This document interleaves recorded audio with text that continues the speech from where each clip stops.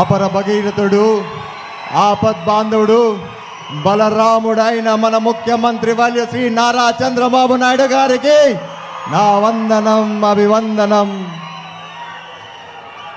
ఈరోజు మీ ముందుకు ఏదో స్పీచ్ ఇచ్చేదానికి రాలేదు. నిన్నగాక మొన్న ముఖ్యమంత్రి వర్యులతో నాకు జరిగిన సంఘటన మీతో పంచుకుందామని చెప్పి మీ ముందుకు వచ్చా. గత సంవత్సరంలో అసెంబ్లీ సమావేశాలు జరిగేటప్పుడు ముఖ్యమంత్రి గారి పేషీకి వెళ్ళా. నేను అక్కడికి వెళ్ళి, అయ్యా మా యాడికి కాలువకు, మా ముచ్చుకోట రిజర్వాయర్కి నీటి కేటాయింపులు లేవు, దయవుంచి ఒక జియో ఇప్పించండి అని చెప్పి ముఖ్యమంత్రి వారి దగ్గరికి వెళ్ళా. అప్పుడు ముఖ్యమంత్రి గారు ఒకటే అన్నారు, నా భుజం, నేను పక్కనే ఉంటే దగ్గరికి లాక్కొని భుజం పైన చేయేసి, మనందరికి తెలిసిండేదే కదా మన ముఖ్యమంత్రి గారు, తడుతూ తడుతూ ఒకటే చెప్పాడు, ఇదిగో తమ్ముడు, జియో గియో ఇచ్చేది లేదు కానీ ఖచ్చితంగా ప్రతి చెరువుకి ప్రతి కాలువకి నీళ్ళిచ్చే బాధ్యత నాది, నువ్వు ధైర్యంగా వెళ్ళని చెప్పి నాకు ధైర్యం ఇచ్చి సాగనించారు. కానీ ఏం చేద్దాం, మొదటిసారి ఎమ్మెల్యేకి ఏం తెలుస్తుంది? ఒక కాగితం అన్న చేతిలో ఉంటే అధికారులతో మాట్లాడేదానికి ఏదన్నా ఉందని అనుకున్నా. ఒకవైపేమో నాకు ధైర్యం ఇచ్చాడు, తడుతూ భుజం తడుతూ, నువ్వు పో, నేను ఇస్తాను నీళ్ళు నీకని. ఇంకోవైపు ఎటువంటి కాగితం లేదు. మళ్ళా అధికారులతో ఏడ గొడవ పెట్టుకునేదబ్బా అనుకుంటా దిగులుతో బయటికి వచ్చా. మీరు నమ్ముతారో నమ్మరో, ఖచ్చితంగా తాడిపత్రిలో ఆ సమావేశాలు అయిపోయే లోపల, తిరిగి వచ్చే లోపల ఫోన్లు రింగ్ అయినా ఎక్కడి నుంచి వచ్చాయంటే అధికారుల నుంచి ఫోన్లు వచ్చాయి. సార్, సీఎంఓ ఆఫీస్ నుంచి మాకు వచ్చింది, ఆదేశాలు వచ్చాయి, ప్రతి చెరువు ప్రతి కాలువ నీళ్ళు ఇవ్వాల్సిందే, మన రైతులకి ఎటువంటి బెంగ లేదు ఈసారి అని చెప్పారు. అన్న విధంగానే మనకి నీరు అందించారు. సార్, మీరు నమ్ముతారో నమ్మరో సార్, మా ఊరిలో మామూలుగా డిసెంబర్ నాటికే నీళ్ళు ఉండదు సార్, కానీ ఈసారి మాత్రం ఏప్రిల్ నెలలో కూడా మేము నీళ్ళు ఇచ్చే స్థాయికి వచ్చామంటే మీ దయ సార్, మీ ఆలోచన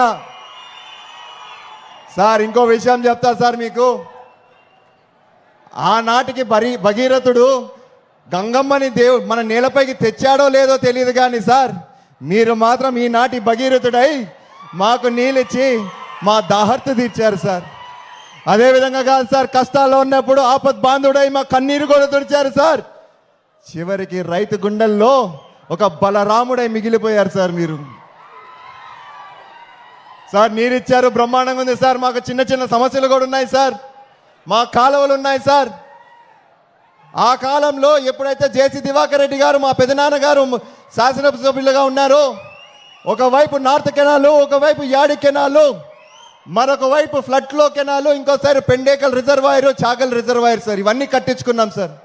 ఈ ప్రాజెక్టులంతా ఏమైనాయంటే సార్, మధ్యలో దాదాపు 70% పూర్తయి కేవలం ఒక 30% పూర్తి చేసుకున్నామంటే ఖచ్చితంగా రాబోయే కాలంలో 1,00,000 కాదు సార్, 1,50,000 ఎకరాన్ని నీగిచ్చే సామర్థ్యం మనకుందని చెప్పి మరొకసారి మీ ద్వారా తెలియజేసుకుంటున్నాను సార్. సార్, నీటి వరకైతే మాట్లాడాను సార్.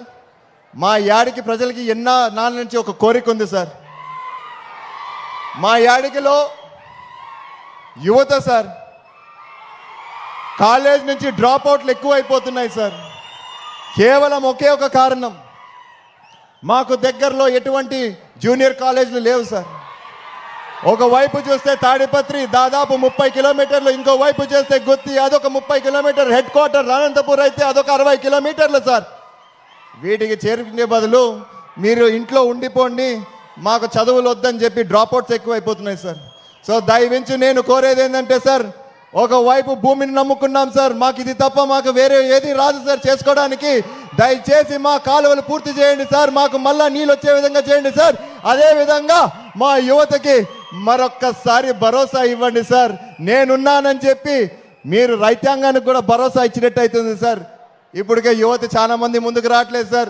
మీరు కానీ భరోసా ఇచ్చారంటే ఖచ్చితంగా రాబోయే కాలంలో ముందే మనం ఆర్టిఫిషియల్ ఇంటెలిజెన్స్ ఎక్కువైపోతుంది అంటున్నాం. ఉద్యోగాలు ఉంటాయి, ఉద్యోగాలు ఎక్కడికి పోవు.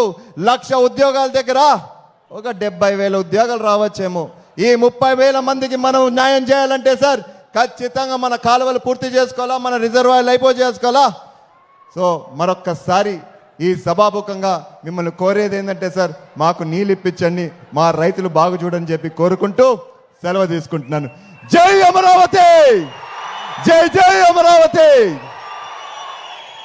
మన గౌరవ శాసనసభ్యులు శ్రీ అస్మిత్ రెడ్డి గారికి కృతజ్ఞతలు చెల్లిస్తూ ఇప్పుడు గౌరవ పార్లమెంటు సభ్యులు గౌరవనీయులు శ్రీ అంబికా